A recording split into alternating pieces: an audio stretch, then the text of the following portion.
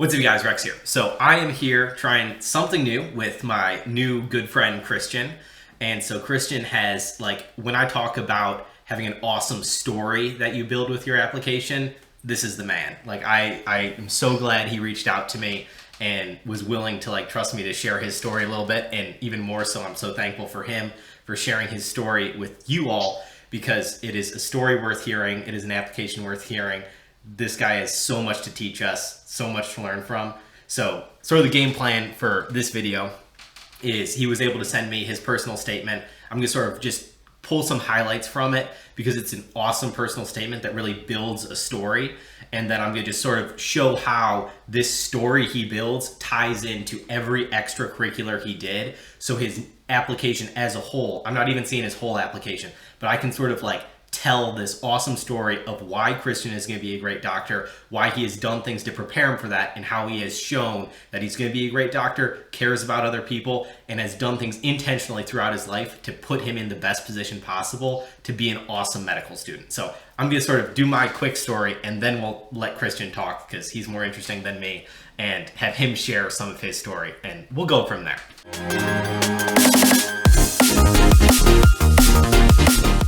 All right, so this is just a quick summary of his personal statement. He starts off with really great, suck you in from the start, just good language and use of language. That it's very focusing on the senses, smell, sight. You can really put yourself into the story. And so I think that's a great strategy to start off a personal statement, that it really hooks the reader in. So he's talking about a really awesome story of where he was able to help out his family members in their healthcare by sort of serving as a translator. And then he has an awesome transition sentence after this first paragraph that is real brief, but it tells you so much about him. So he says, as the first of my family to be born in the United States and the best English speaker, I helped many relatives on trips to doctors far from our medically underserved area.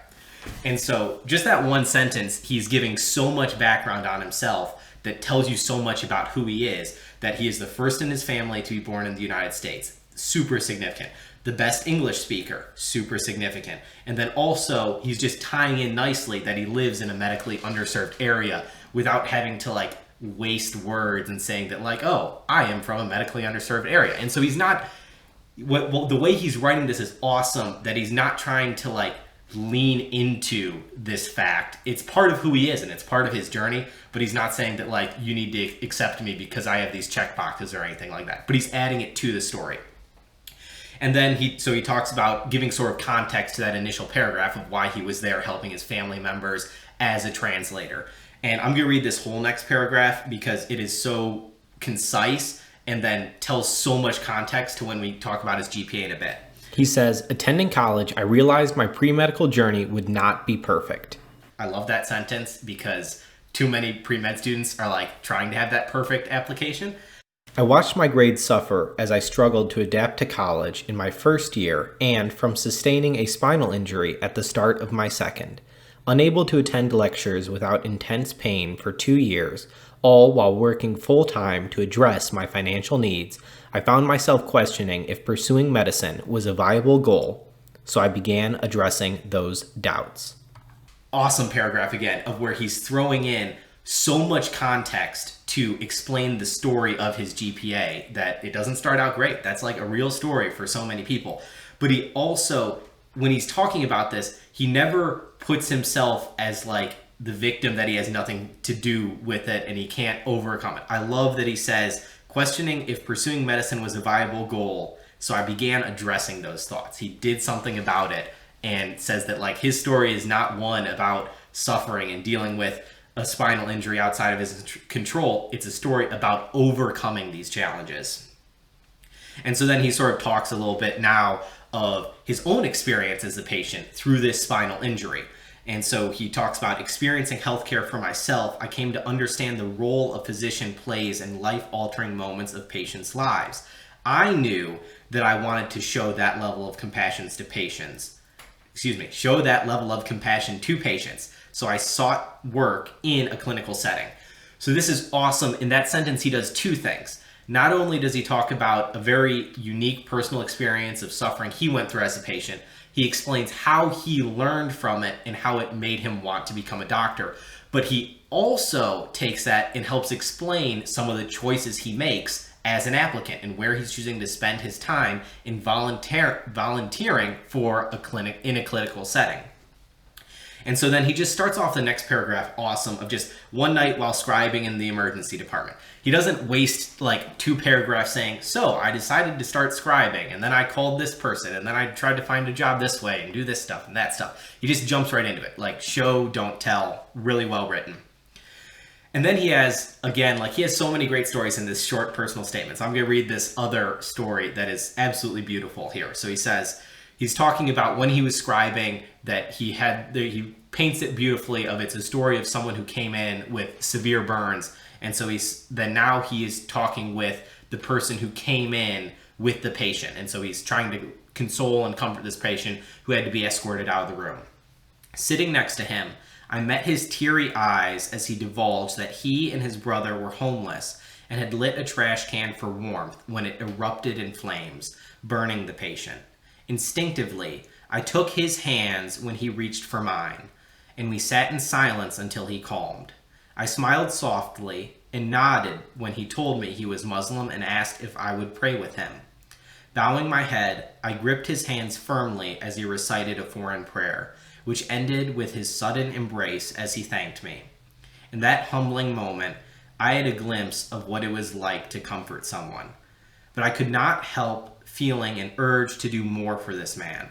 I wanted to be in that trauma room doing for his brother what my surgeon had done for me. I craved to lead the fight for his life in his time of greatest need.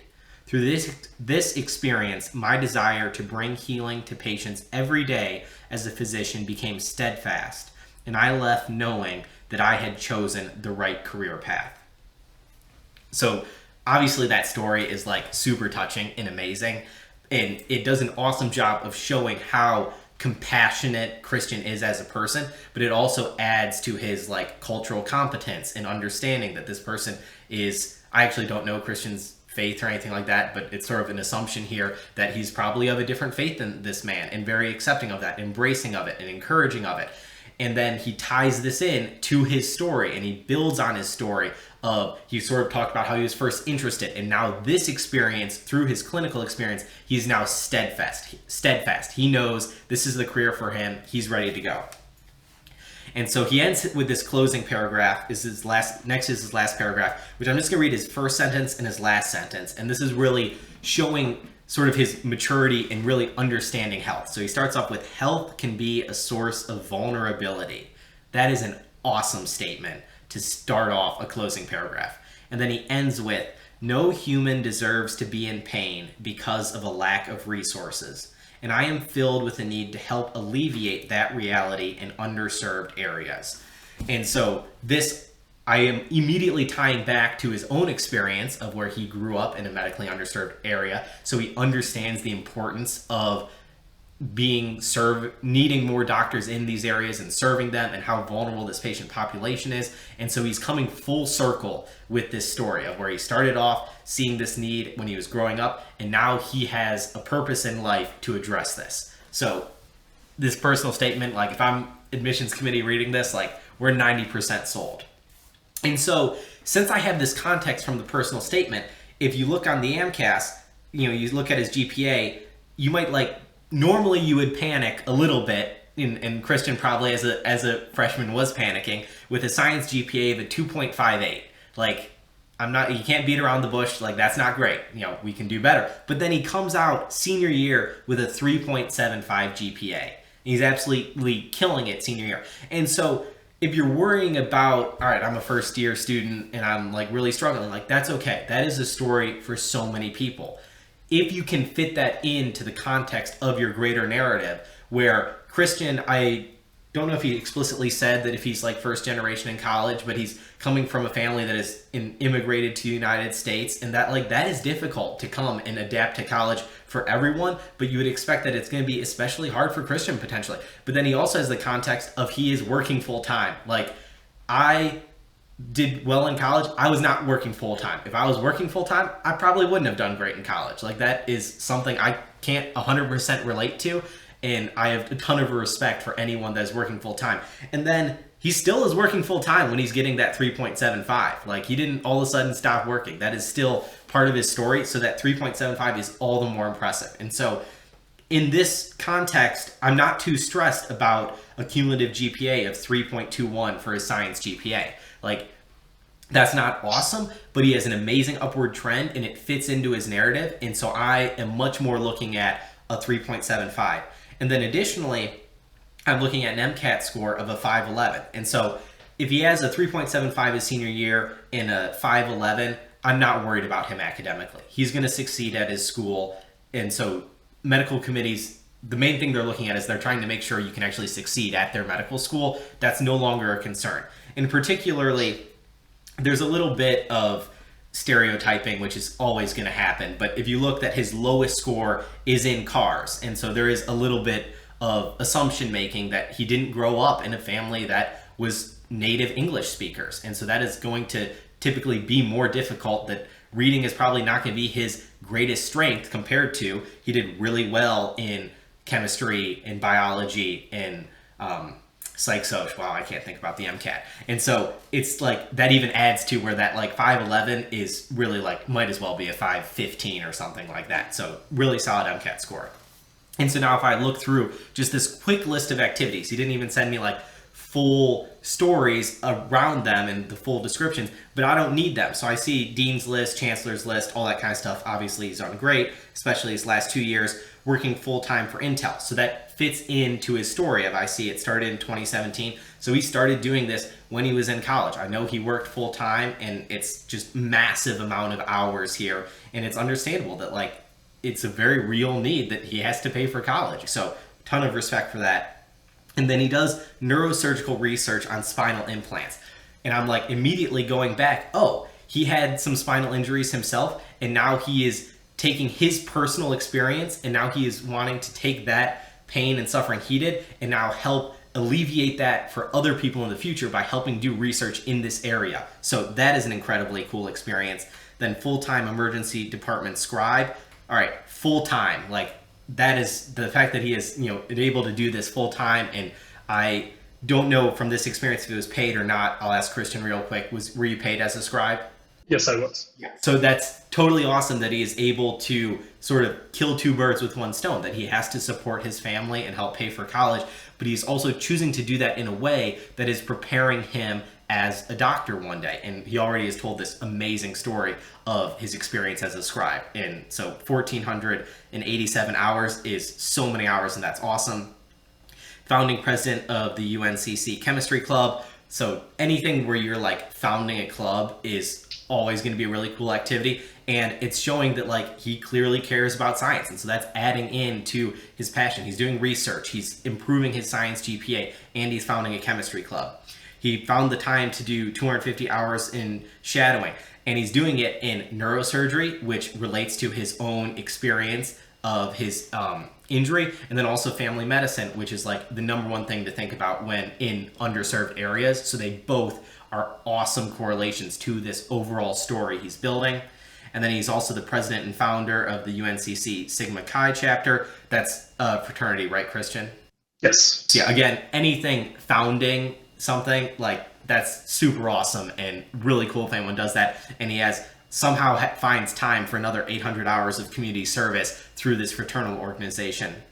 And then he has working as a fragrance consultant at Sephora and Dillard's. So this is something of where it's like, I have worked, why should I even put there? Like, all right, he has 3,920 hours of work. Like, that's like, I spend 3,900 hours of sleeping, and that's about the most like active thing I ever do for 4,000 hours. Like, that is such a time commitment, and it fits in and shows how much work Christian had to do beyond what your average college student who has their like mom and dad just paying for it, or they're just taking out loans and living a comfortable life.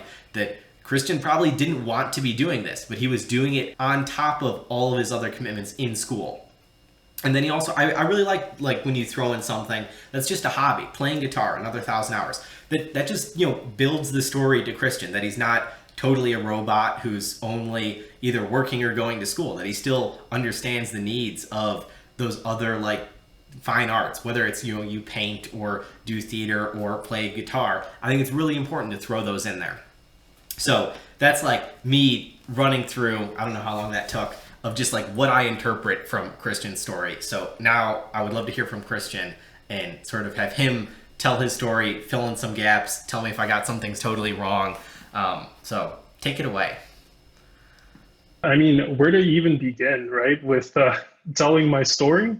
I mean, I think the personal statement really kind of covers it all. I mean, especially even in interviews where people ask me, tell me about yourself. The first thing I do is talk about my family. And I think that's because that's really an integral part of who I am and how I really became the person that I am today. Growing up Latino, and family is extremely important. You're in close proximity and all that stuff. And I mean, I was born and raised in Miami, Florida, and I had a lot of family there, right? A lot of Peruvian immigrant family there. And then when I was 12, we decided to move to North Carolina after, things were doing so great economically, and then we had been hit with Katrina and all that. And I think we got a little tired of the heat and humidity and constantly having to shutter up the windows for hurricanes and things like that.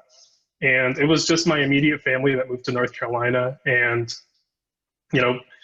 my dad made us do all these things like go canoeing, go out hiking, all these things just to stick together, because that's we were all we had once we moved to North Carolina. And so, my two brothers are my absolute best friends in the whole world. Wouldn't trade them for anything, even though we argue all the time. But yeah, I mean, my family hasn't been medically, it hasn't been the most healthy, and that we've had a lot of experiences, even now with myself, my brothers. We've all been in the hospital for some reason, really. And what really interested me in medicine to begin with was when I grew up in Florida and having to see my mom kind of navigate the healthcare system for us, because my dad was working full time, while also getting an associate's degree.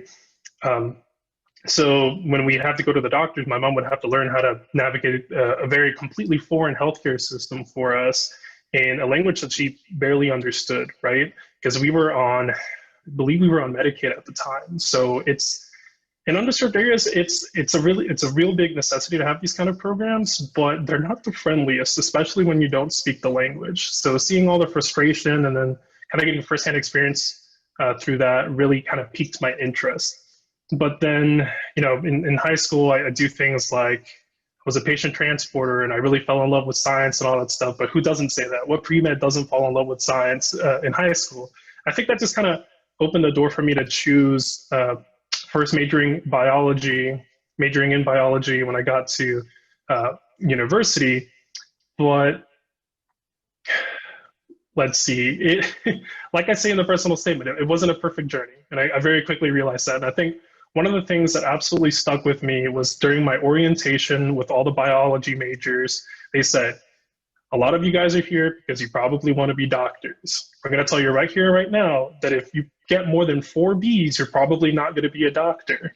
So that, I mean, it was like one of my first days at college, and that really stuck with me. And I think, when you talk about my not so stellar GPA my freshman year,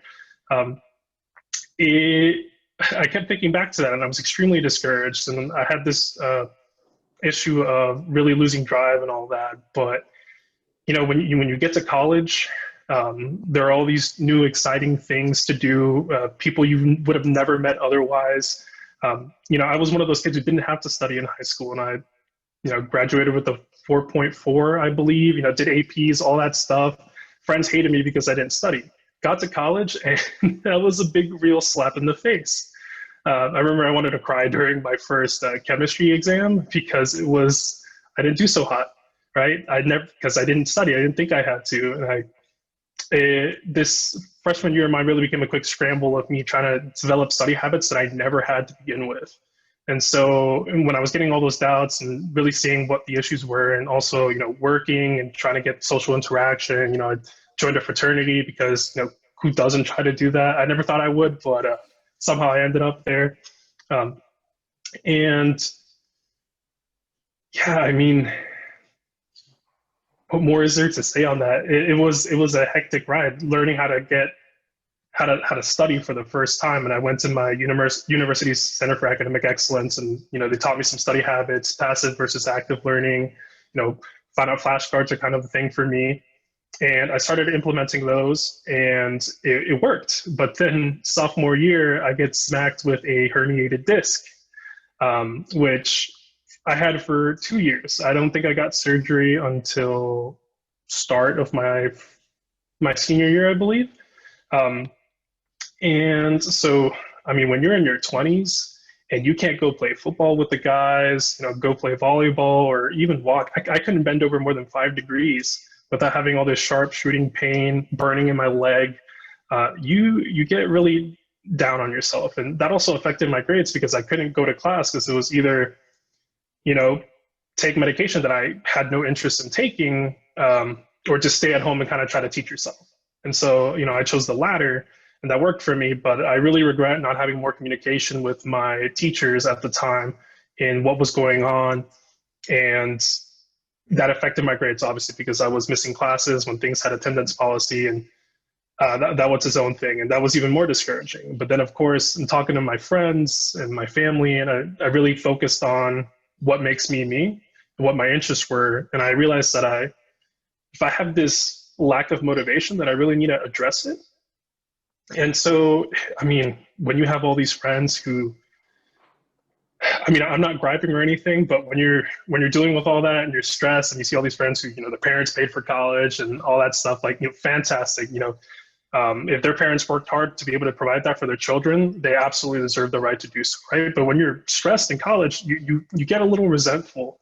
And so I started addressing that, and I realized that I needed to be able to find a way to, one, provide for myself financially, but also address those concerns and really put myself in a environment where I was going to be constantly motivated. And so I found that in scribing. After I had my own care, seeing a orthopedic surgeon, and finally getting fixed and all that, it was an amazing journey just to have somebody who you really understood what you were going through. And the orthopedic surgeon even told me about their own back injury when they were younger, and really empathizing with me on the validity of the stress and the frustration that I felt in that pain, and being restricted at such a young age, really left an impression on me. And so that was one of the things that motivated me to start scribing in the emergency department, because I was, like you said, it was killing two birds with one stone. I met that financial necessity that I had, but also got to work with amazing physicians, nurses, physician assistants, that constantly motivated me in such a really hectic, fast-paced environment. So I was working, but it didn't really feel like I was working. It was fun. It was stressful, but it was super interesting because we were constantly learning. And even with that, like through scribing, one of the emergency department doctors introduced me to a neurosurgeon who worked there, ended up shadowing at his spine clinic, and then he asked me to do research with him on spinal implants. And that was amazing. Just getting to work with people who had the same pain that I felt to some extent, some worse, obviously. I'm not going to say that herniated disc is the end of the world, right? There are worse things. But every pain that comes from a medical reason is valid. And I learned that very quickly. Being able to show those patients the empathy that I felt from my own orthopedic surgeon was such a fulfilling experience. And seeing them go from start to finish with these new innovative ways to bring them back to full mobility was amazing. But I think what really stuck with me the most in my medical journey, and really solidified for me what I'm pretty sure I want to do, is going to the emergency department, because we had an emergency department at the main hospital, and we also had a standalone emergency department in a very underserved area of North Carolina. And there, I mean, you had patients come in for just about everything that wasn't trauma or an emergency, because there was such a lack of access to primary care doctors that people use the emergency department for primary care.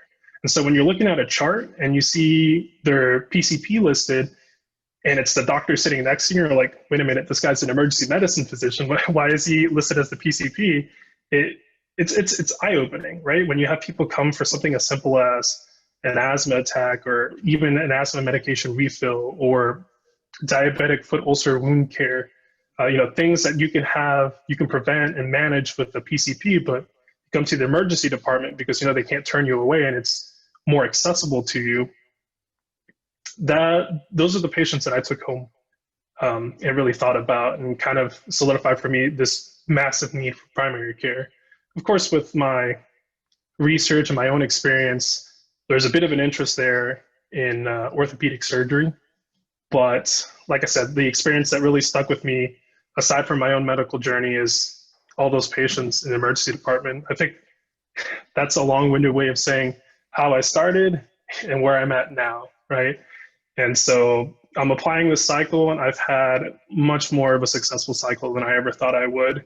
I mean, I really wish I had the lessons that I've had in this cycle before I started, because I was very misguided in only focusing on the fact that I graduated with what AMCAS is calling a 3.3 GPA cumulatively, and then a 3.2 science GPA. You're like, okay, my options are extremely limited. So, my school list wasn't the best. So, and somehow I had wild success, more so than I ever thought I would, and I couldn't be happier. And even now, I mean, I've found all these different resources between your YouTube channel, Reddit, which can be a little aggravating at times. Yeah, the three-letter site that we don't talk about, that we all check every 5 seconds throughout the cycle, and a bunch of books that I wish I had picked up a lot earlier. And I think that came down to not really having the resources that I needed available to me during high school during college. Pre-health department was fantastic. Still think, when you go to a university where you have thousands of pre-meds, they don't focus on the individual, and they don't individualize the consulting that you get during college. I had more of a better experience once I graduated with my pre-health advisor. She was amazing. I had more time because I was a graduate, and I was asking for help outside of when the university was open, and that really helped a lot. But I just wish I could tell people about all these different resources, and not focus when you're making a school list and you're deciding whether or not you should even bother applying.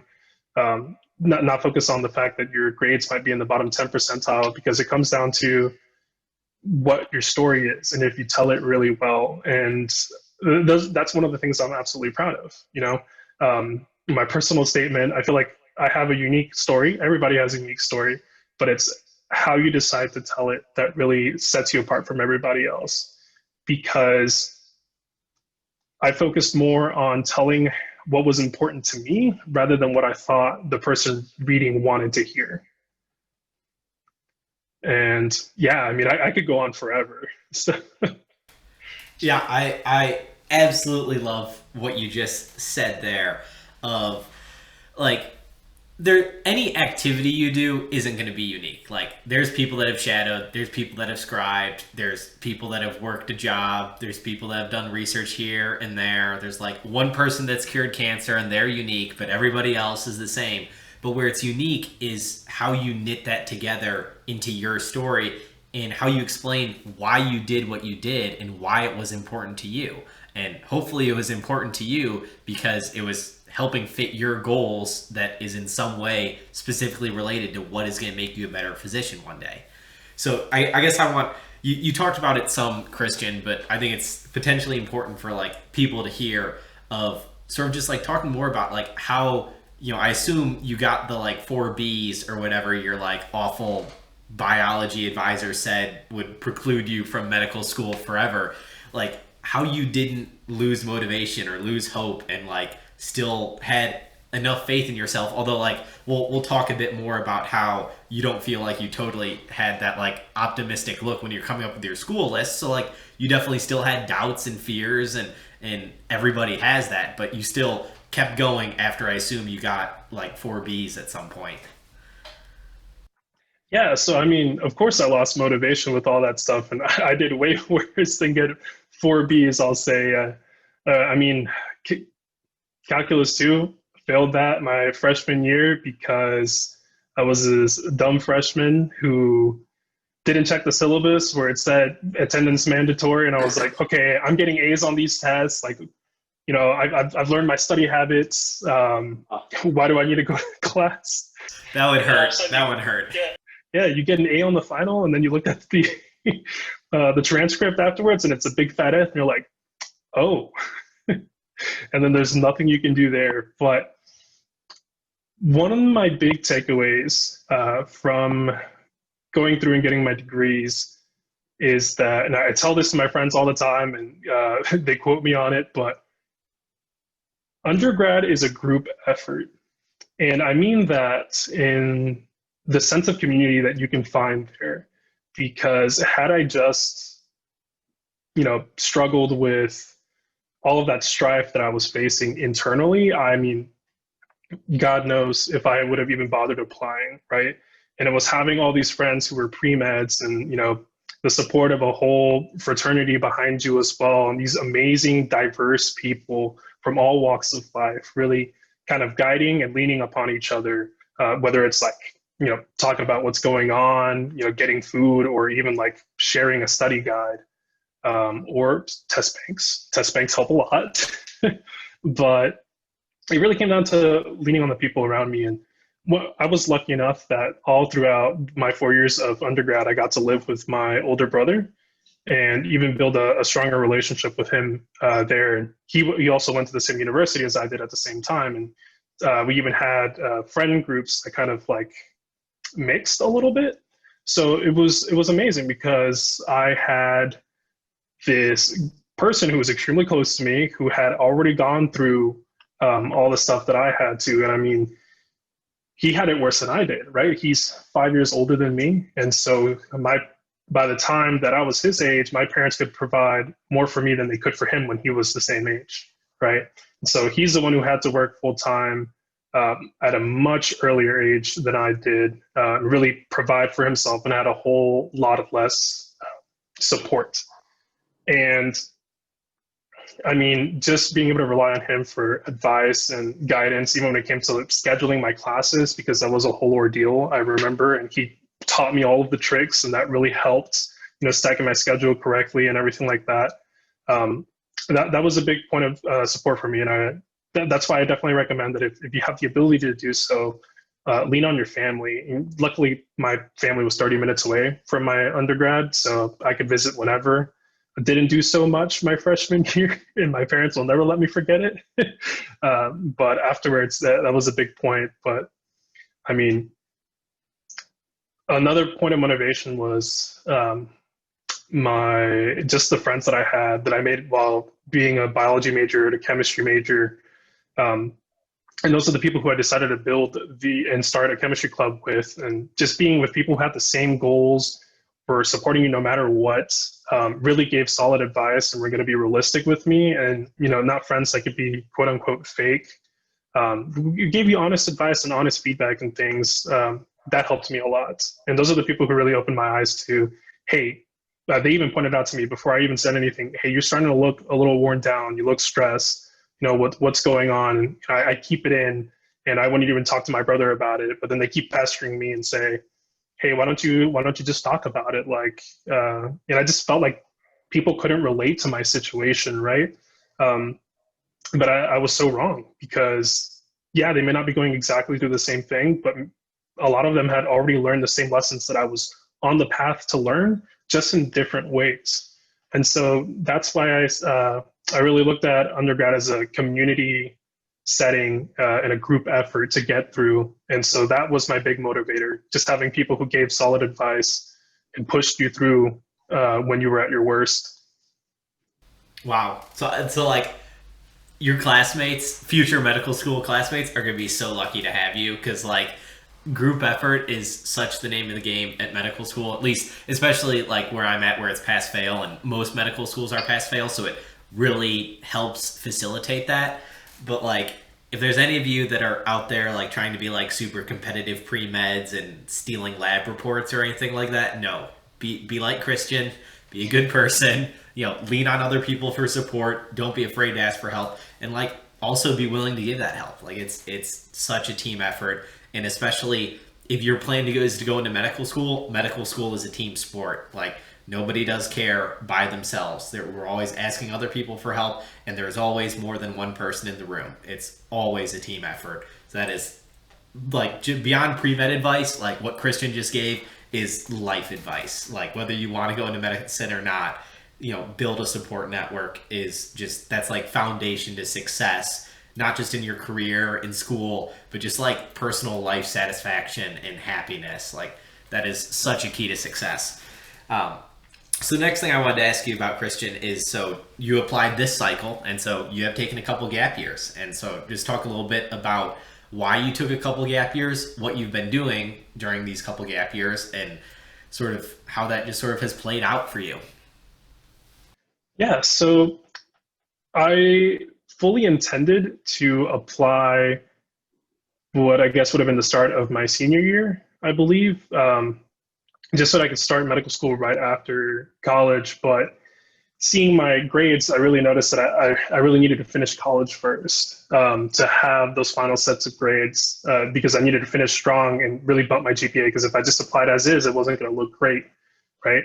So in my mind, I knew immediately I already had to take one gap year, and I'm glad I did, because I did amazingly better than my freshman year compared to my senior year. I even ended my last semester with a 4.0. And so I took that time and just continued to work and accrue funds, pay for all the things that I needed to, and start trying to address my federal loans and things like that, and kind of address all of the financial needs in my life. And then, I had the opportunity to apply at the end of my gap year, and I went through it, actually. I did apply last cycle, but I ended up not even being able to submit any secondaries just because I came into some financial issues again, and really couldn't afford being able to pay for all of those applications. So, I submitted primaries, never submitted secondaries. So it was weird, going through this cycle and having to write, yes, I'm a reapplicant, but technically I half applied, right? But gave me room for an interesting story and really explain my situations in those essays. But what I realized that I benefited the most from taking those gap years is really maturing as a person, because up until I graduated college, all I had known was school. All I had known was studying constantly. Yes, I understand that my ultimate goal is to become a physician, and that's a lot of school and lifelong learning. But it showed me that I am more than just medicine, and that I have talents outside of that, and that I can succeed outside of that if need be. And going into the workforce and working 9 to 6 now was interesting to me. Absolutely hate it. I'm working a tech job, so it has nothing to do with my 2 degrees. I got the job through a mutual friend after scribing, and I realized I needed to scrounge up a little bit more cash if I wanted to survive outside of school, because making 10 an hour as a scribe, fantastic. I mean, you're getting paid to shadow, but it's a little predatory at that rate, So I took that time to mature, and I didn't go out and do more research or a ton more shadowing or things like that, because I didn't have the time, right? I was working 40 hours a week, and a lot of the things that you could do are during the week. So weekend things are already tough to do. And I think that's where a lot of people make a mistake. And there's this added stress of gap years where people think that, like you said, that you need to be out there curing cancer while you're taking time off from school. And it's really not the case. Like even the smallest things, even working a tech job and really seeing what the workforce is like, and working around the people that you are potentially going to be treating in the future, all those different kinds of humans, is eye-opening. And as long as you get good takeaways and you self-reflect, and you're not down on yourself because you're not doing science or whatever it is, it's good, because that's a good conversation to have. And my interviewers actually even have commended me for showing that I have interests outside of medicine, and that I can succeed in that, and I can commit to things outside of that. But ultimately, I showed that I was drawn back into medicine because there's no escaping that path for me. And sometimes you just need to take a step back and to really realize that. I mean, I tried. I was going to do more shadowing and do more volunteering this year, but Corona happened, right? I had the wonderful chance of being able to travel to Peru this year and climb Machu Picchu. But one of the big benefits of that trip was going to see my grandfather, who I haven't seen in a while, who has severe dementia from plaque buildup because he had a worm in his brain. I believe it basically causes Alzheimer-esque symptoms. And that may probably have been the last time that I saw him. So it was kind of like this really big high and low of the year. And I remember when I was about to fly back, like 3 hours before I was supposed to fly back, the Peruvian government announced that they were closing the borders because Corona had, escalated to that point. This is when things had just started blowing up in March, I believe. They were closing the borders, and I made it out of the country by like a couple hours. My parents got stuck. Actually, they got stuck in Peru during shutdown for an additional month before they were able to come back. And even to top it off, like we were all scared. We were realizing, okay, Corona's an actual thing. Like we can't ignore this. This is happening. People, like all these countries, it was a domino effect. Everybody was shutting down the borders and all that stuff. So my girlfriend and I were traveling together, and it was terrifying. And what topped it off was a week after I got home, I tested positive. So that was scary. So we both had it. Luckily, my older brother lived with me, and he was able to care for me. Miraculously didn't contract it. Really set this tone of the seriousness of the situation from the very beginning for me and my family. I mean, I haven't seen my friends at all since since February. And so that put a damper on the plans of being able to shadow and do all these other things. And so one of the things that I have had the chance to do is work with an organization that basically reaches out to the Latino community within North Carolina and the surrounding states, and kind of give them information in Spanish. So we do cold calls essentially and give information about COVID in Spanish, and got to give them all this information, right? Because there's a lot of information to be had here, but it may not be that accessible to people who are, struggling to get by or don't really understand the language or anything like that. The information is not readily apparent, right? And so even telling people that, yes, if you have symptoms of COVID, you can come to a hospital without fear of being deported if that is a actual fear for you, and really being able to provide that information for them. That's one of the things that I've been able to do, just, once I have experience, but also because I wanted to help and stay in touch with my own roots and my own cultural community, right? And so those are little things that you can do. And when I apply to schools, and if they have a medical Spanish program, like that's one of the biggest drivers for me, right? They're really helping the Spanish speaking communities in whatever state I end up serving. I'd like it to be in North Carolina, but who knows where the cards may fall. One can dream. So I think my interviewers really appreciate that I didn't try to just rush and get all these experiences done in one thing. And I really chose one thing that was important to me, significant, and I was able to reflect and really show a cohesive story of why I wanted to do it, right? Not, hey, I'm taking a gap year, so I'm going to do this random research wherever they accept me, or this random volunteering just to beef up that application and things like that. And it was a fear for me, right? Going into the cycle and saying, okay, I just realized I took 2 gap years. I haven't done anything, really. So I was like, okay, I'm going to apply, maybe hope they don't ask, don't see. And then when they bring it up, they're like commending me. So, my big advice on gap years is don't be afraid to take some time to mature and realize that there are things outside of medicine, and then ultimately be drawn back to it and really show that you're motivated. I mean, the average accepted age for medical school matriculants is what, 24, 25? I think it's like 25.2 last I checked. I'll maybe I'll throw up here if I actually get motivated and Google it, but yeah, it's something like that. So that's my big takeaway on gap years. You don't have to be doing amazing, innovative research. Just be yourself. Give yourself time to find out who you are outside of school before you thrust yourself back into the throes of it. Yeah, well, there was a lot there, but like first I want to say like thanks for sharing about your grandfather. That is, very an amazing story, and thank you for being willing to share that. And talking about COVID, like especially at that time where like we didn't know what the heck was going on. I must have been like really scary getting COVID. That would have been March or February when March, yeah. That yeah, we really didn't know what was going on then. That I can only imagine what that was like.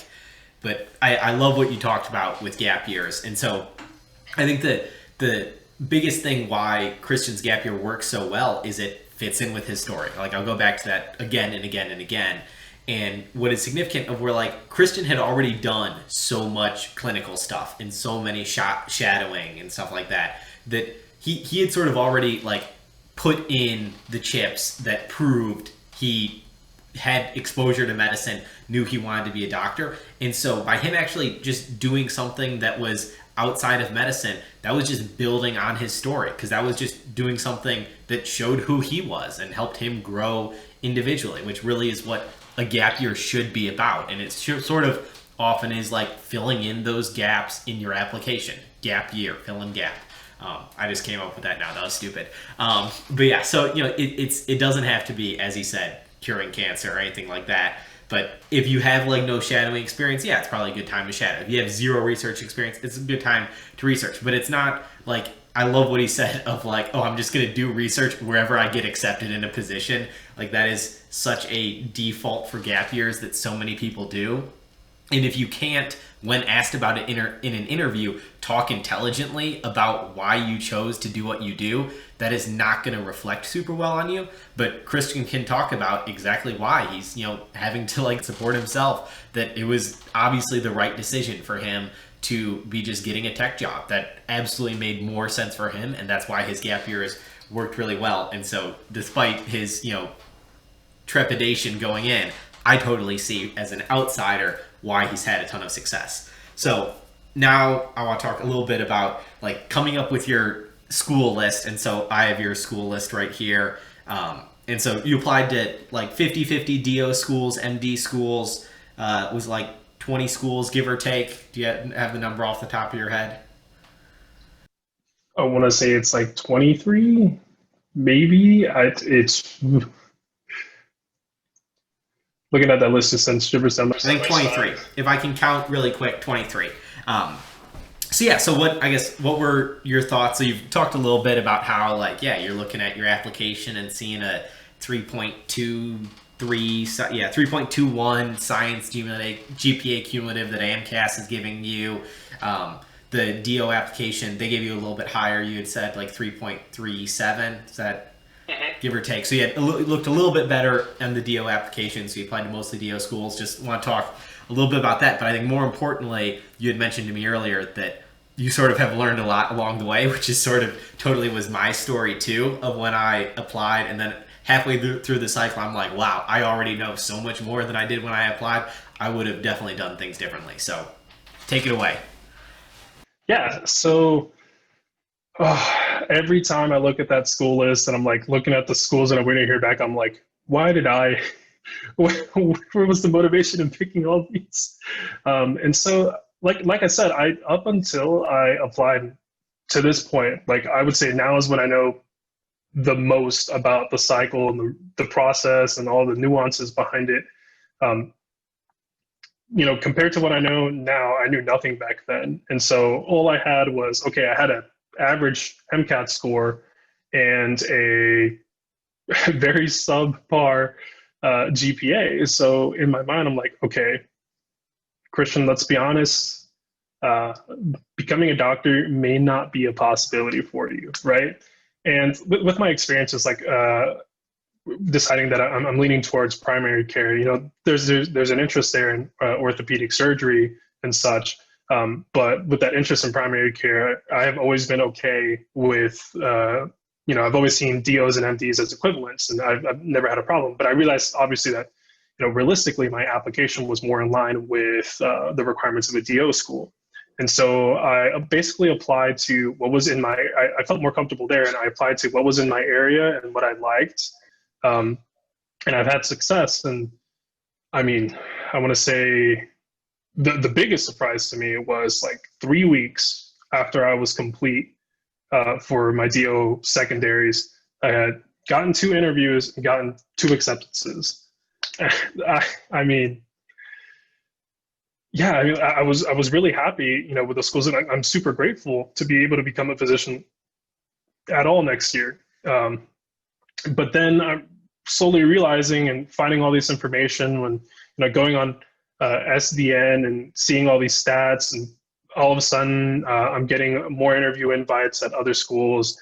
And, you know, with my MD school list, I was like, okay, this is a shot in the dark. I'm just going to pick things that I am slightly, like I'm at least within the 10th percentile. You know, like when you look at MSAR from AAMC, I think, you know, here's the bar of accepted people, and then I'm like, I'm all the way over here with my GPA. So I was like, okay, let's get that a little closer. So that's how I picked the school list and what was close, because what's important to me is primarily staying on the East Coast and having access to my support system, and that's my family and my friends. But not in a million years that I think I'd get an interview with an MD school, let alone a DO school. Never thought I was going to get an interview at all. I was fully prepared to just, you know, basically slightly donate to every school and then continue to work my current job after and say, okay, I tried, right? It just wasn't in the cards for me. But yeah, I mean, going through the cycle and having to keep up with everybody and looking at their stats, and, you know, I applied to my 2 top schools in North Carolina, which are basically my dream, you know, to go there, and that would be UNC or Wake. I applied on a whim, right? Because I was going to hate myself if I didn't at least try. If I went through the cycle and didn't say, okay, looking back like 20 years down the line, like, okay, at least I tried, right? Did that, and they were nowhere near compared to the caliber of the other schools. You know, if you really buy into the whole tier system, right? Like my 2 top choices were up there, and everything else I was applying was more within realistic ranges of the data that they had posted available for, you know, average accepted students. And then I want to say I'm touring the school that I got accepted at in like October, and then I'm like, bright-eyed and bushy-tailed. I'm like, this is the best thing. This is the first time I've stepped on a medical school campus. You know, it was in an area that had an extremely low rate of corona, and it was super safe. We took all these precautions, of course, but I was just so excited. Then I go to my hotel room that night, and my girlfriend and I are watching TV, and I get this email, and it says, UNC School of Medicine has invited you to interview. And I was like, I had my girlfriend read it, and I read it again. Then I was like, what is this? And then it sunk in. I'm like, why are they bothering to interview me? I mean, I was elated, right? At the end of the day, as I said, I'm happy to go anywhere, but this is a school that really means a lot to me. It has a lot of things that I'm looking for, and can provide a lot, can contribute a lot towards my success as a physician, and will keep that door open for me no matter what specialty I decide to go in, because who knows what you end up doing. But yeah, I mean, that was eye-opening. And the next thing I know, a week later, I get an interview invite from Wake. And I'm like, what's going on here? Like, why are they bothering with me? Like, I'm so below their stat range.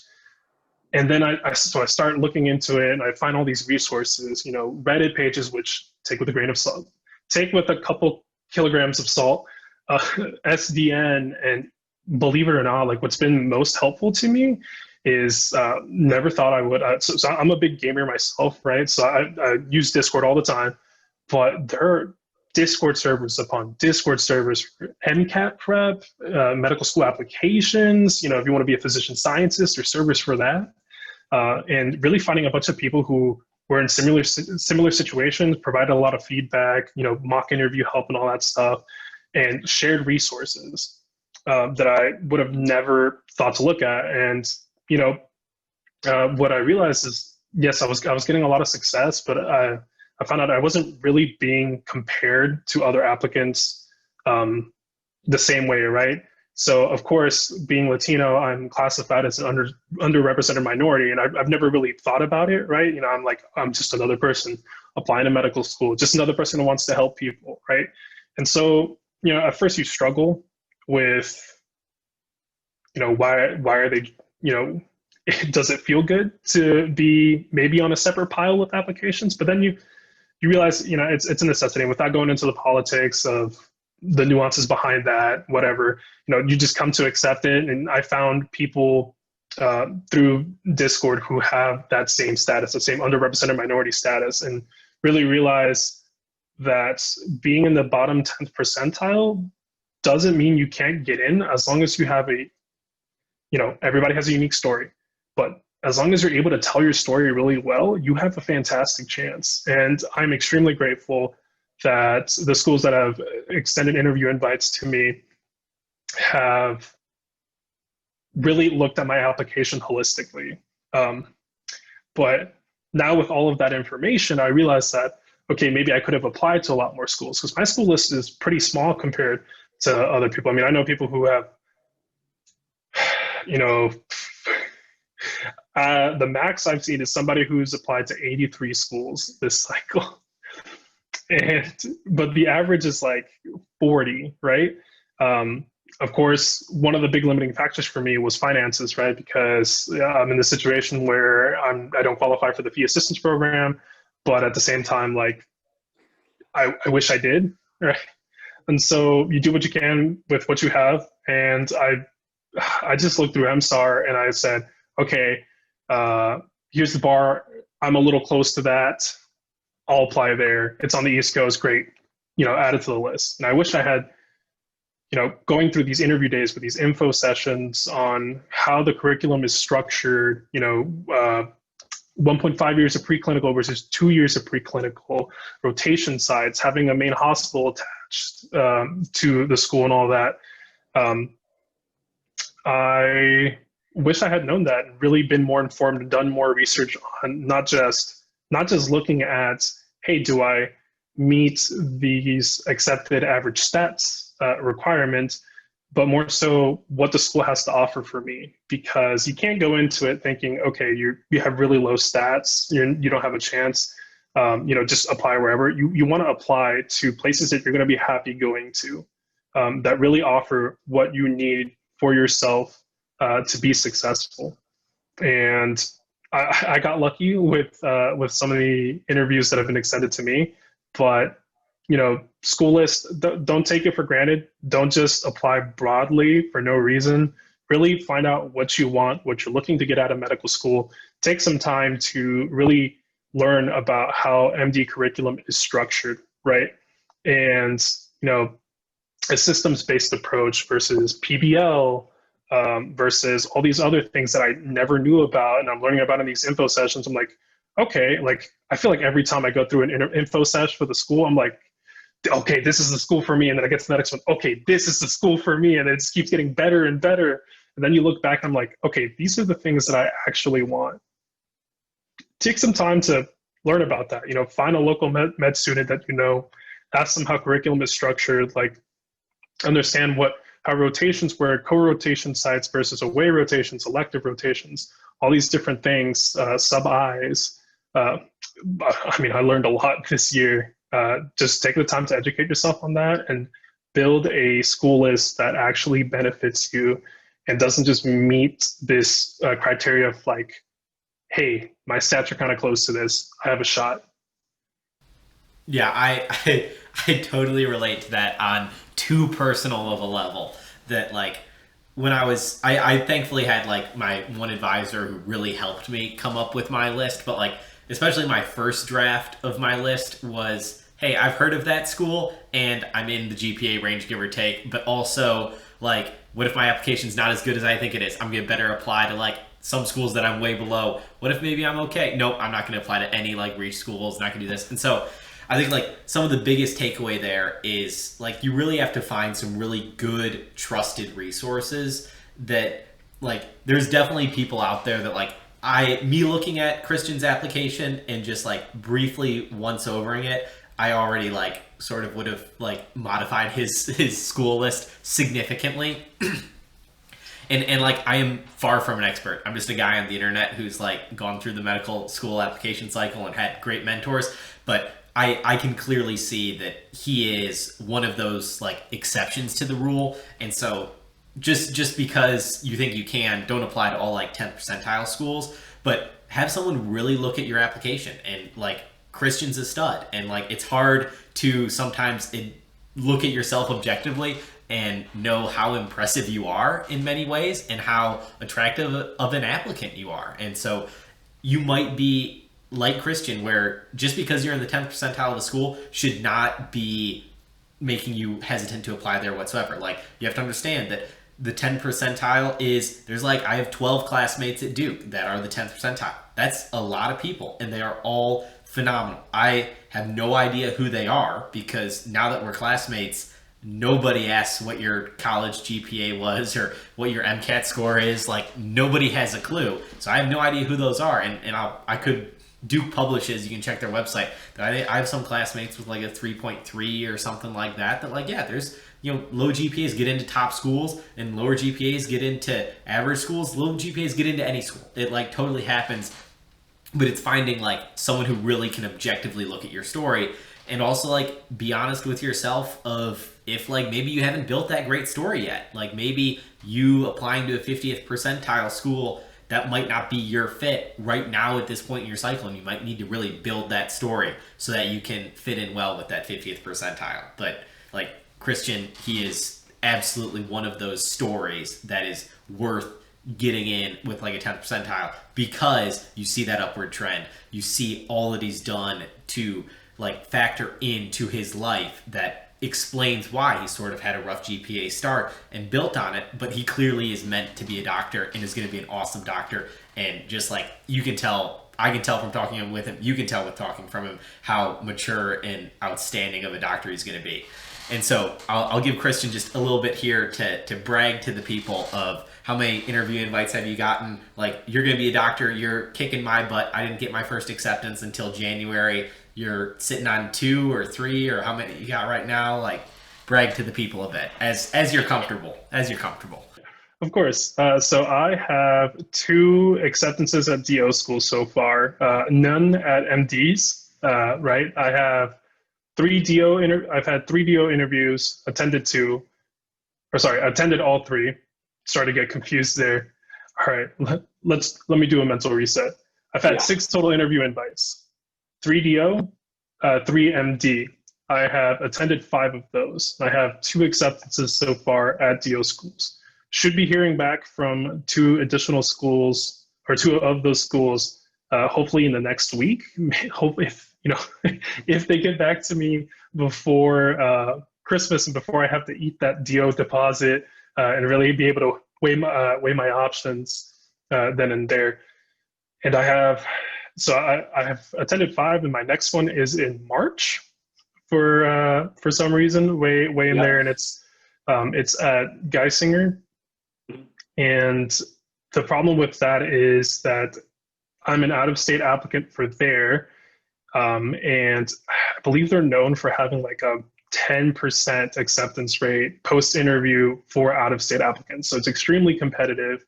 I do have some ties in that my significant other's family, so my girlfriend is Chinese American, and her family, similar background to mine, they immigrated to the US, and her girlfriend's kind of like a first gen, right?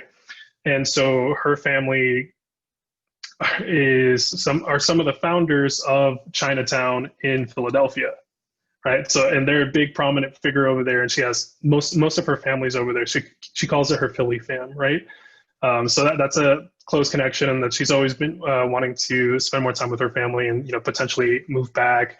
That's where she was born. She was raised in North Carolina in a very small mountain town, although she is very much so a big city gal. So that's my connection there. I mean, I went on a little tangent there, but yeah, I did not think, like I said, I didn't think I would get one interview, let alone sit at six. And, who knows, come the new year, I may have more interviews. The cycle's only halfway over, really. But, right now, if certain schools get back to me, my cycle's pretty much over.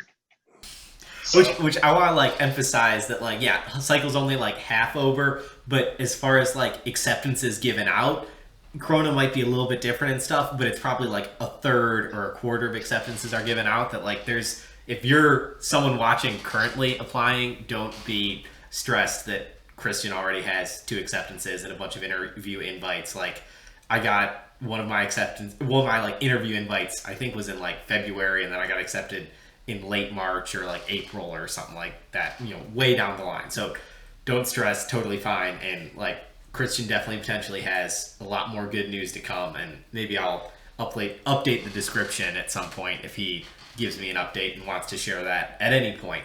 But yeah, so he's doing great. So I guess, I feel like you are very impressive and know as much as me pretty much, but is there anything that I could maybe be helpful with as far as where you're at in this cycle? Any questions, anything like that? Yeah, so I think with my upcoming interview, my big thing is, how to fight that, how to really sell yourself in that uphill battle of being an out-of-state applicant in a very in-state heavy biased school. Like, do you have, I don't know if you have any experience with that or if you have any tips. I mean, I have a general story and some connection, like I just talked about, but I'm not sure if that's enough, because everybody really says, "Oh, I have family in this state." Everybody defaults to that. I think the further you go into a pre-med, the more small lies people accept about themselves. Is a joke one of the doctors that I worked under would tell me constantly. But if you have any advice on that, that'd be great. And then general advice on. I've had to work a lot more than most people my age.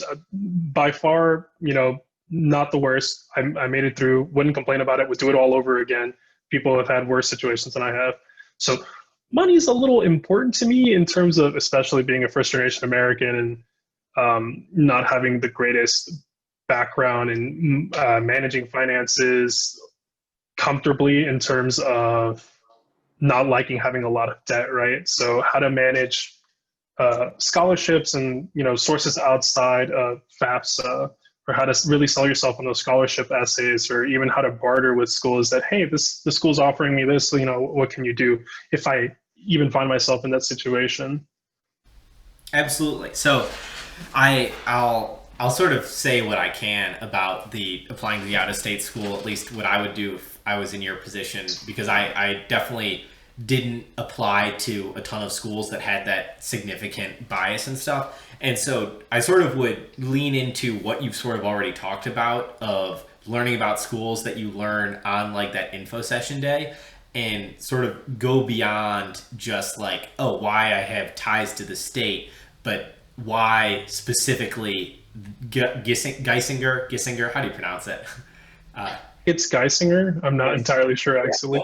So step 1, figure out how it's pronounced before you get there, because I still don't know if it's Giesel or Geisel for like Dartmouth and stuff like that.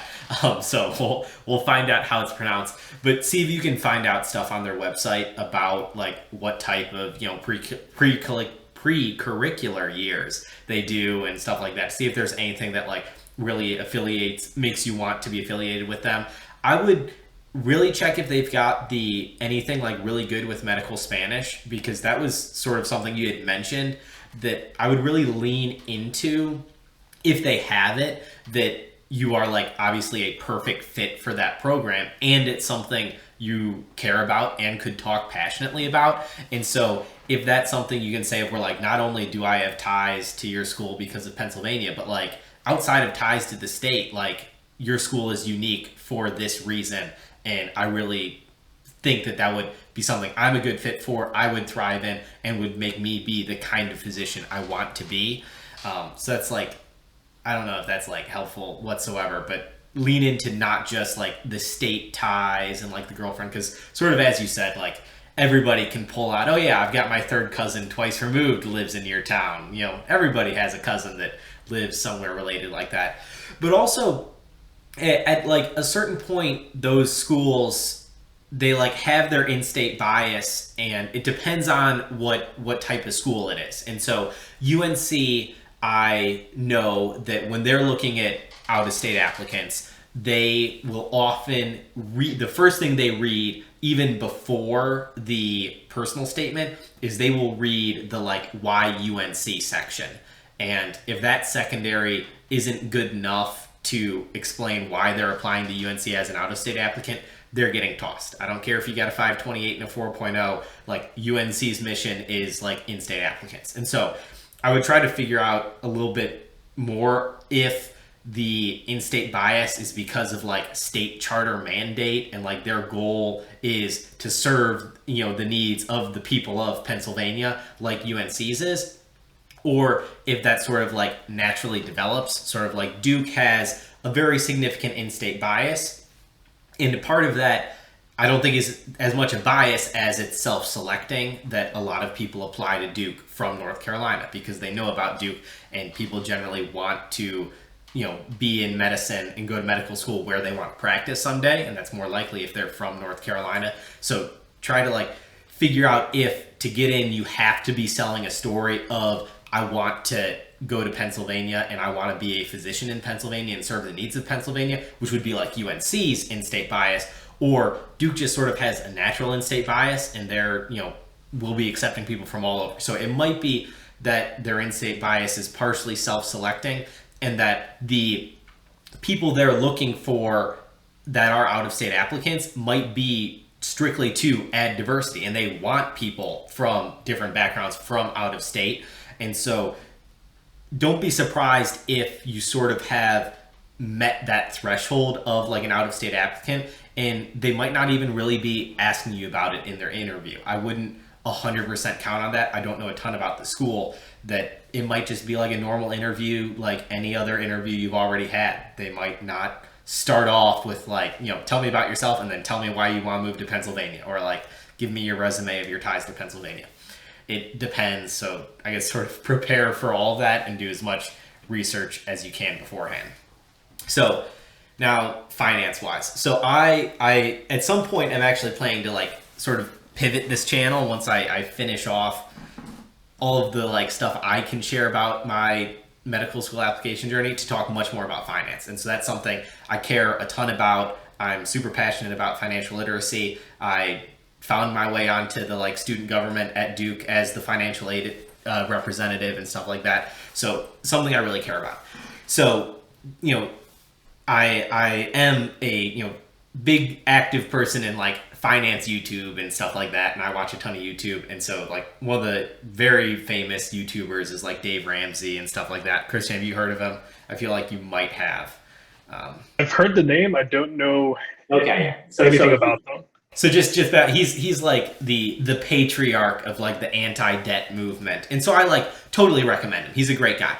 But he does throw out some things that sort of annoy me because he doesn't understand a lot about medical school. So his big thing is he hates debt, period, end of sentence. He will never recommend someone to go into debt. And so he, you know, will not recommend someone go to medical school if they're going to get student loan debt. I totally disagree with that. Like student loan debt is okay if you're getting like a medical degree. If you're getting, you know, a, you know, master's degree in fine arts, that can be a little bit more iffy, but that's a story for another time potentially. But so we're talking about medical school.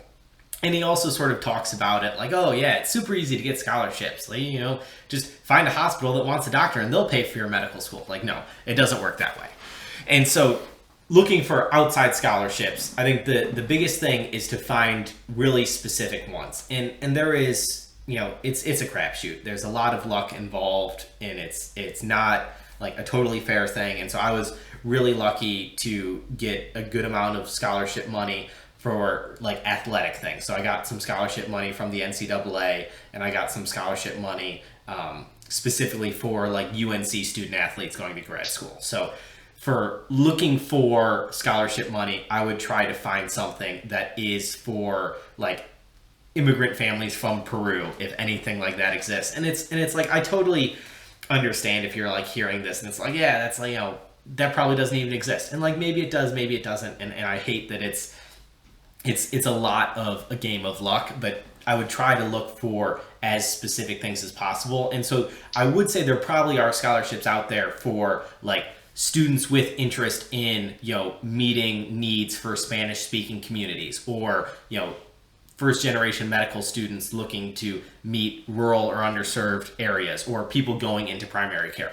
Those scholarships do exist from different like medical school organizations. And so most schools will have like a financial aid office that will have a list of scholarships that are outside scholarships related to their school that they might recommend applying to.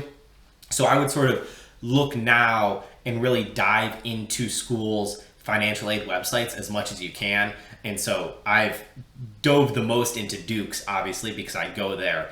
And like, there is so much more information on there than I ever thought would have been on there or useful to look at until I, was already accepted. I wish I would have, in that research phase of where I'm trying to learn about schools and make my school list, it's worth diving in and spending 20 minutes on that financial aid website for each school, because you can definitely find 20 minutes worth of information on there. And so sort of before you can get to like bartering for financial aid and stuff like that, like it's obviously like the number one thing is sort of like cost and living expenses and stuff like that. And so every school will have their budget that you can expect to pay. And it's going to be ballpark similar for schools, but it's also going to be noticeably different for schools. And so obviously, if you get accepted, hopefully to UNC, you'll have in-state tuition, which will be the greatest thing ever. Or you applied to ECU, right? Yes. I'm hoping you get an interview invite there, because like you are the ECU applicant. So like if you get into ECU, that would be awesome, because I think they're like the cheapest tuition in the country or something like that. And so that's, obviously something to consider. And so as far as like bartering for scholarship and financial aid, that's something that I sort of am of the mind that it never hurts to ask. And it's something that like medical schools generally have some sort of money that they don't advertise. And it's just sort of, that's like fact of the matter. And like maybe they advertise it, but it's like super, super hard to find. And so, the schools that have like super advertised scholarships, like UCLA has their one scholarship that's famous, that's like a full ride and you get everything you could ever dream of and is like the perfect thing ever. And other than that, like schools don't really advertise stuff. So necessarily schools won't advertise scholarships, but that doesn't mean they don't have some sort of grant money or scholarships that they might have. Like this is a big might. I don't know for every school, who knows? And so scholarships are one thing, and then grant aid is another thing. And so some schools will have it. Probably most schools don't give grant aid. I would say typically it's like the private schools that have big endowments will be able to give institutional grant aid. And depending on how they do their policy, that is something you can definitely really barter with. And so if you get accepted to a school and like they give out their financial aid package and you see anything that like has a grant on it, then I think it's definitely worth writing that email. And that's something where like, I don't think you need to be like overly cryptic in that email of trying to say like, oh, like I, maybe sometimes have some acceptances to other schools and maybe would like some money, please love me kind of thing. That like you can be very upfront. And so like when I wrote some emails that turned into, significant, financial assistance, I was like very honest that like I absolutely love your school and I also really love this other school and like you that I'm writing this school are my first choice, but I do have to face the fact that finance is a factor in my decision as much as I wish it wasn't, and be upfront. And I think that's a good phrasing, that like finance is unfortunately a really big factor in my medical school decision. And at this point, school X is the school that makes the most financial sense to me. And so I've heard like all ends of the spectrum of responses to that. And I've even me sending that email to Duke, I got like a positive response. I've heard of classmates sending like a very similar email to Duke and getting a response back that was like, well, you should like Duke enough that it doesn't care how much it costs. And so like, it's like, I hate how much of a crapshoot it is. And so I like, if you get to the point where you have a couple acceptances, I would sort of wait to the point where you get like your financial aid package to send that email. And if you want to send me a draft, I'm happy to, look over that. And I'll probably make a video talking about like how I would recommend sending that letter and when to send that letter, which I think it's always worth sending if you have multiple acceptances, because unless you like say something totally unprofessional and lie, like you're not going to get like lose your acceptance. Like you have nothing to lose in sending it. But I'll sort of end with that. I'm planning to make a video, I think titled just like, is medical school worth it? And from a lame financial standpoint, because we live in America, unfortunately, that is part of our reality, whether we want it to be or not. Finance and medicine, they are tied together. They're one and the same in too many areas. And so, based on, knowing a good amount of finance and running the numbers, that even if you're taking out $120,000 in loans every year, it's still worth it. You're going to be able to pay it off. It's okay. I'm going to make some videos on like all kinds of different loan repayment plans. And so I don't know how much you've like looked into loan repayment plans to like ease your own, stress and stuff like that. But income-based repayment is like the nicest thing ever.